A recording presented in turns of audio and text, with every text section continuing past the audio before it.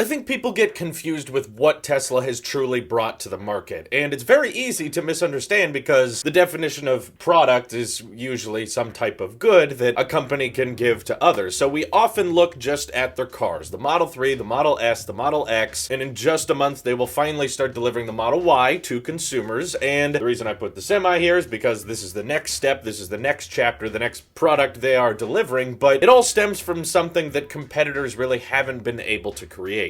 And in my opinion, it's because Tesla's true product, or their true invention, maybe I should say, is their factories. We've seen a lot of competitors come out with electric vehicles that try to rival the Tesla, whether it be with software, interior premium quality, or sometimes rival the range, as we saw with the Ford Mach-E, which in my opinion is the closest competition the Model Y has, but now with Tesla's power efficiency, they appear to have beat the range. But they all have certain limitations that we're finding out more and more as production and demand for these electric vehicles gets higher, between the Mercedes EQC getting a delayed launch in the United States due to limited batteries and them not being able to reach their targets because they literally can't get their hands on enough batteries to produce. And now we're finding out that Jaguar I-Pace production had to be halted due to a constraint of battery supply. The fact that Tesla seems to be the type of company that not just releases reservation for a product and says we're only going to make, 50,000 of these things. That's what Ford did. And I'm not saying that's a low number. I'm just saying that once Tesla opens the website and starts letting people make reservations for a product, they pretty much are going to keep taking reservations for that product, and they're not going to put a cap on how many they promise to make. It may take them years and years to actually catch up on demand, but their factory lines and the fact that Tesla had to work so hard on not just making a decent electric car that was in a reasonable price point and had comparable range that could meet most people's demands, they also had to figure out a way to mass produce these things, and that manufacturing is truly what has brought Tesla to what it is today, because their insane revenue from the Model 3 could only be obtained if they had those factories, if they had that investment in batteries that allowed them to produce so many despite being at a very low cost compared to competition, and that allows them to push the company forward and to push the industry forward in that way, because they're showing other companies these are the steps you have to take in order to mass produce a vehicle. The reason I bring this up is because there's a lot of concept cars out there, there's a lot of up and coming startups that are developing cars, and on paper they look great, they may have great design, they may have great features, but I honestly think that's the easy part. And let me preface by saying the easy part is by no means easy. It's just relative to the mass production process far easier to develop a prototype car or to develop a vision car that's just like, hey, this is what we want to do, this is what we want to make, but in time, we'll figure out the production details later. That's the tricky part, okay? That's the really tough part, is figuring out a way to have enough supplies and to have a location to where you can mass produce these things at a very effective rate that not enough companies are looking at as the main issue. I recently saw that orientation video Rivian uploaded, kind of giving them background on their story, and it's really interesting to watch, seeing all these different types of people from different backgrounds come to one company and work on this new pickup truck together and what they want it to do and what milestones they want it to achieve. That's all cool and all, but I don't really appreciate the mindset that, well, now we just got to figure out how to build the thing. It's just like the last piece of the puzzle. In my opinion, that last piece of the puzzle is 90% of it, okay? Developing one car is incredibly easy. Developing a factory line that can efficiently produce them at an effective rate is, in my opinion, way more than half the battle, okay? The design of the car, yes, is heavily influenced based on what you are able to mass produce, which is why I think the Model 3 is such a big deal, and it's probably why it's a bigger change to the auto industry than the Model S was, even though that was Tesla's first, vertically integrated, originally designed car. That was the first one they actually had to mass produce themselves. The original Tesla Roadster, they were reusing a ton of parts. Model S, they designed from the ground up and made it,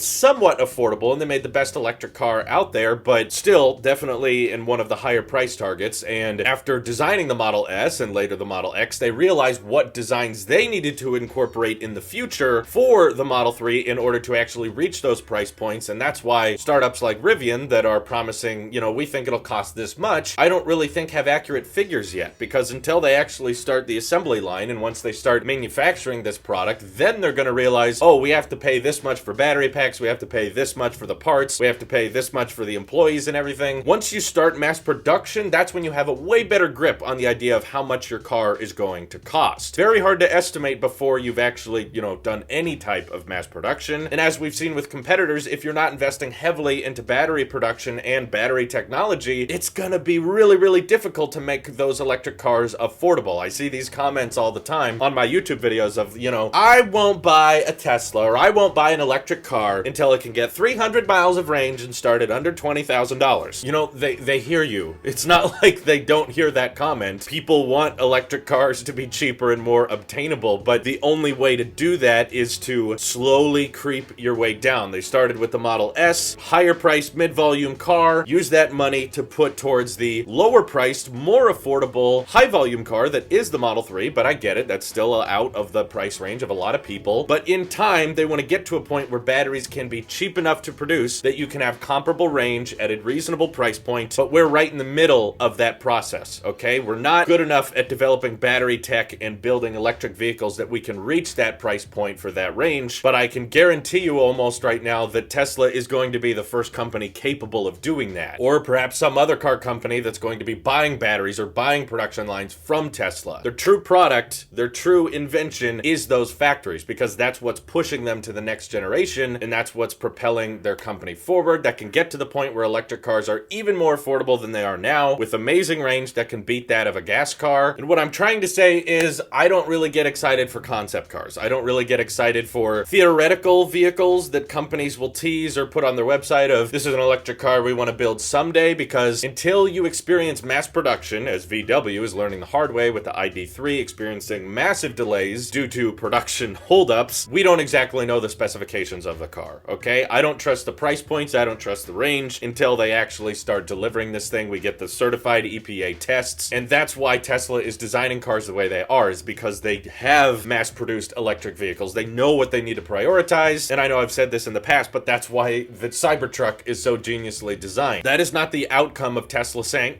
we're bored, let's make pickup trucks look really, really weird. No, that was very intentional, and that was very much on purpose because they have mass-produced so many cars, and once they've done it for a few years, now they're like, okay, you know what would make mass production way easier? No more freaking curves, okay? Let's just wrap this thing in sharp, flat stainless steel so that we can make tons of these things, because people keep buying up our cars and we can't make them fast enough, that we need to just make every other part of the manufacturing process as simple and as cheap as possible. That's why the Cybertruck looks the way it did. I don't know the inner workings or the behind the scenes of that design, but in my opinion, they probably designed that car first, realized that they could not market it as just a traditional pickup truck, and then they embraced the whole cyber marketing later and said, you know what, it makes more sense to kind of advertise this thing as retro and Blade Runner, because we can't just market this as a typical car, but this is the design we need in order to reach those specifications we want to achieve while still having durability and practicality and stuff like that. So anyway, that is Tesla's true product, true invention, but I'm sure some of you may disagree. Let me know what you're thinking down below. Thank you guys for watching, and I hope you have an excellent day. Take care.